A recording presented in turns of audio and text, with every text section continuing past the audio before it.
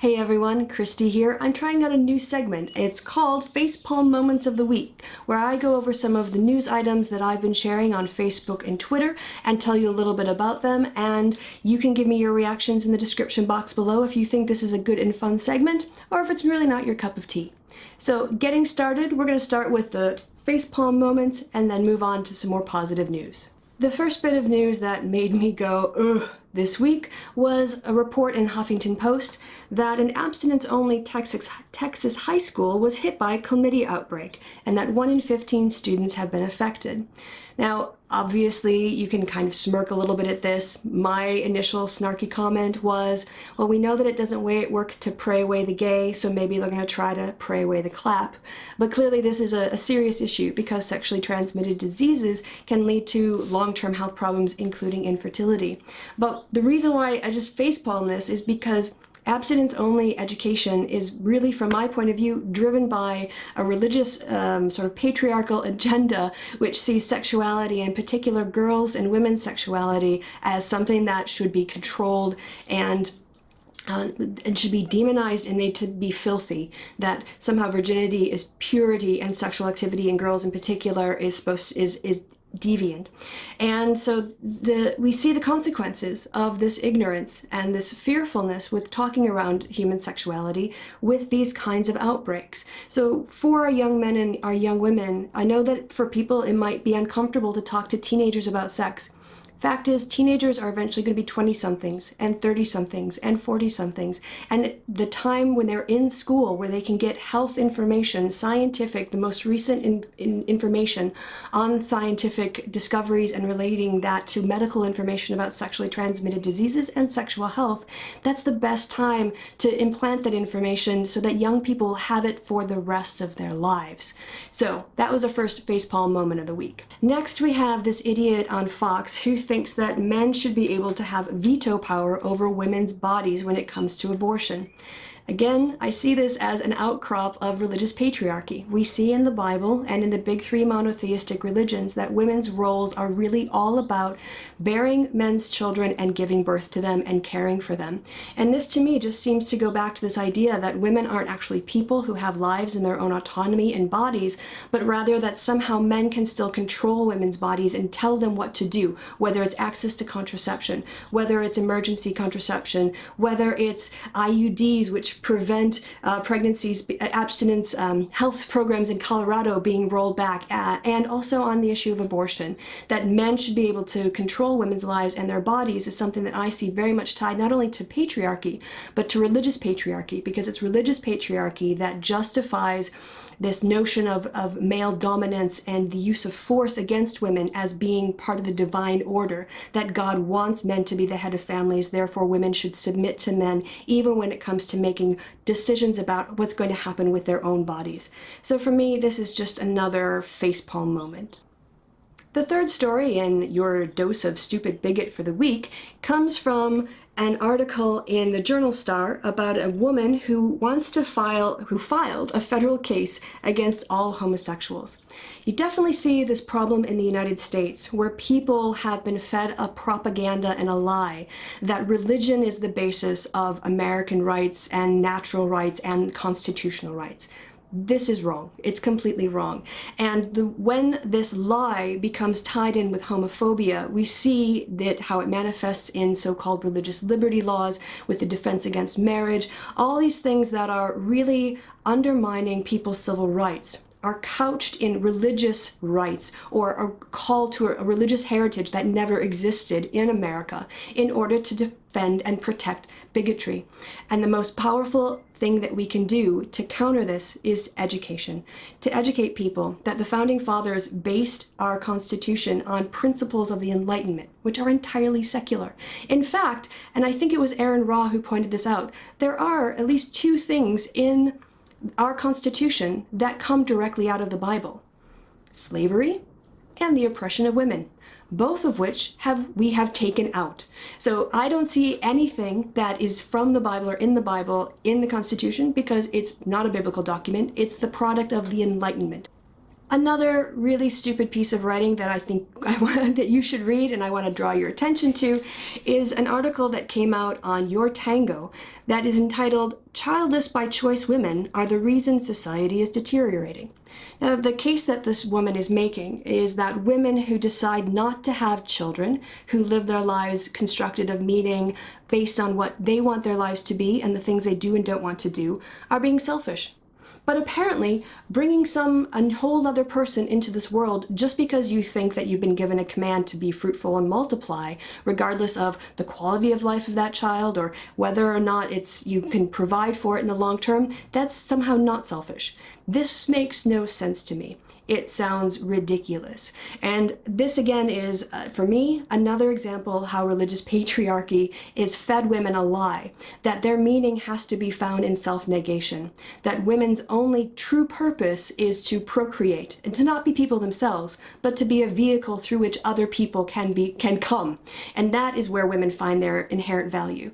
And to me, I find this really offensive, not just because I myself do not have children, I have no plans to have children, but because it forces a view of femininity on us that is not based in our dignity, but defines us in terms of how useful we are to men. And in that, it also is, I think, very patronizing to men, because it stops women who are articulate and are intelligent and who can contribute really interesting ideas and meaningful things to life. It's assuming that what men want from women is just to bear babies, and that it assumes that what is natural for a man to want in a woman is that she does these things for him. So it confines both men and women to biblical roles that aren't based in our dignity and what we can contribute, but rather in either the threat of violence and ruling and submission and the delivery of babies.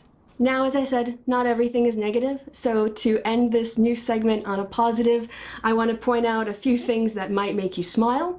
The first comes from the British election, which is happening today. Is the election day, so people are going to the polls. We'll see what's going to be happening in a few hours, but there was a lovely little typo that I'll show you right now on the screen.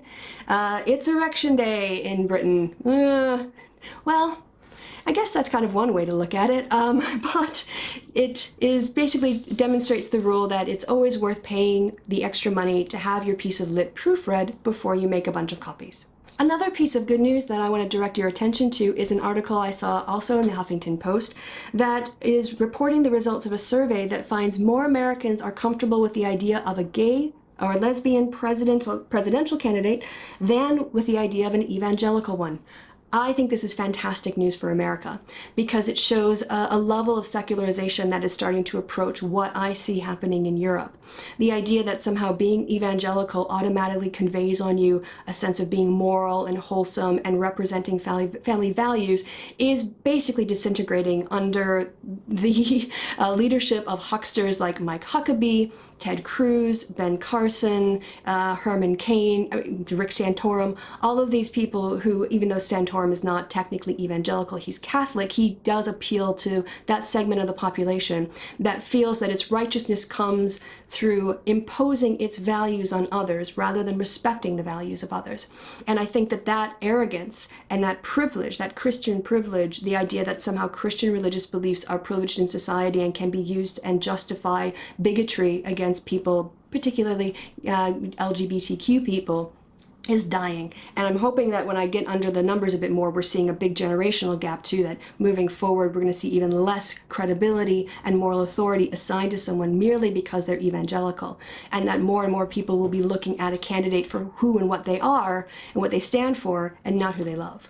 Another article that you might find interesting is a piece out of Salon. Salon on .com does a pretty good job of giving atheists voice, and I know that there's some issue between the whole Bill Maher, Reza Aslan, Sam Harris debate that has been happening on Salon, but it actually is a very friendly place in terms of giving atheists their viewpoints. So for those of you who missed it, there's a great piece that was been written by, my slide here is really small, so I'm going to have to look really closely. Valerie Tarico from Alternet on I Just Don't Believe This Anymore, Why I Abandoned My Faith. And I think the more that these stories come out and we normalize atheism, that can only be a good thing for secularism and the secular movement in the US and just around the world generally. So if you missed that piece in Salon, look in the description box below for a link where you can read about it. And then the last piece of upside that I want to give you is I saw this picture on Twitter and I absolutely loved it.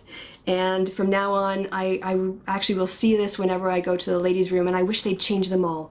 So the tagline here is, "It was never a dress." And I love it because it does really give a sense of women as superheroes. You know, the mom who works a full-time job and takes care of the kids and cleans the house, all of that unrecognized work a lot of times that's absolutely vital to keeping things running. Again, I'm not saying that men don't do their part. I'm just saying that women do a lot and I applaud them for that. It's a positive message, not a negative one. So that's been my facepalm moments of the week. If you are tuning into this because you want to know what else is going on my channel, stay tuned. I'll give you a little preview of stuff that's coming up. If you're not a normal subscriber or you don't really care what's coming up next on my channel, you can skip this bit and I'll just say goodbye. But for those of you who want to hear more, stick around. So as you guys know, it's been a really crazy busy time for me, and I wanted to do this facepalm thing because the other work that I'm going to be doing the stuff that I'm doing for the channel isn't going to come out until Saturday. But since you have stuck around, then you obviously do want to know what's going on, so let me give you a preview. Tonight, I'm going to be talking with Steve Shives, and we're going to be recording a piece that he's going to post on his channel.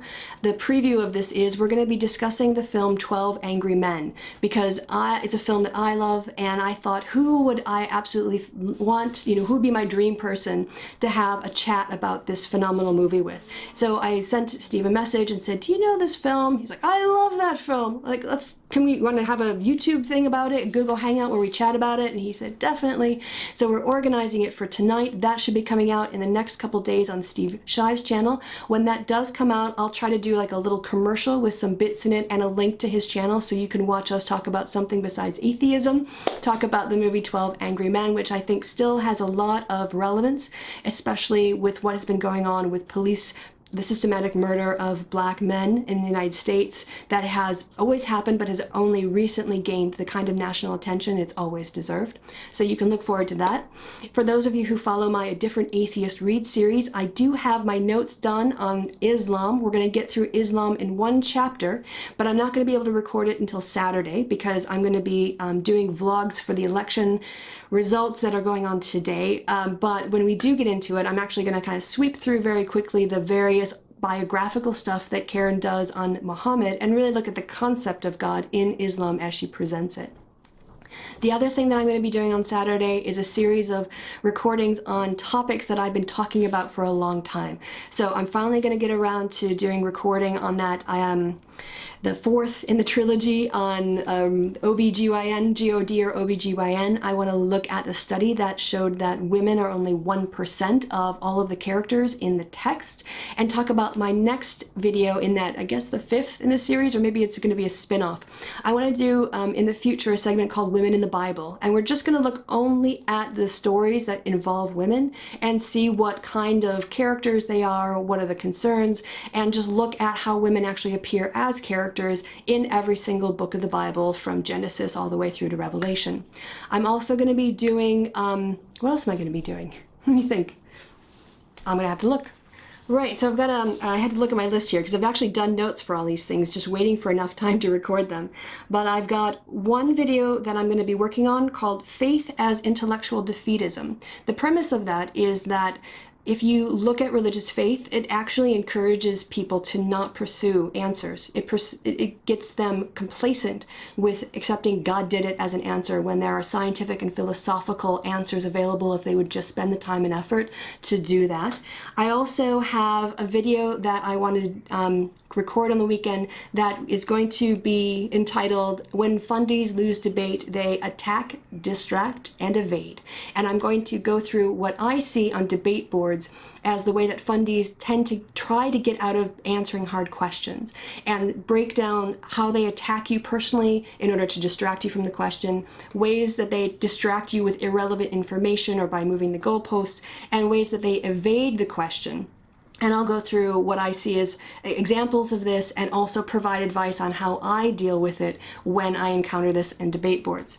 So I have a lot of stuff on my mind, a lot of things I want to record. I just need the time to do it. And I want to do those all on Saturday and queue them up so that when I go back into the field for our post-election data collection, instead of me putting up videos going, oh guys, I'm really tired and I don't have any time to do anything, instead I'll have content ready for you to go and that you can enjoy while I'm working. So thanks again for all of your patience in the last couple weeks and all of your support, and I look forward to your reactions to these videos. And again, in the description box below, let me know what you think of Facepalm Moments of the Week. Is it something I should continue? It's different for me because it's not, all of my videos take a lot of preparation. So I've got to read a book chapter and do research, or I've got to think through stuff. This, I just kind of put together very casually and recorded. I put the notes together yesterday and I recorded it today. So if this isn't the kind of high level engagement, the high level quality that you're looking for, then let me know and I'll keep doing the stuff that seems more academic-y to get you guys, you know, the kind of content that you've come to expect. If you like it, it's obviously something I can do a lot more easily and is less demanding, and I could probably see you guys more often if I did something just very casually like this once a week. So it's going to be up to you. Write your pros, cons, yes, no's, vote down in the D box, and I guess I'll see you sometime after Saturday. Thanks, guys. Bye.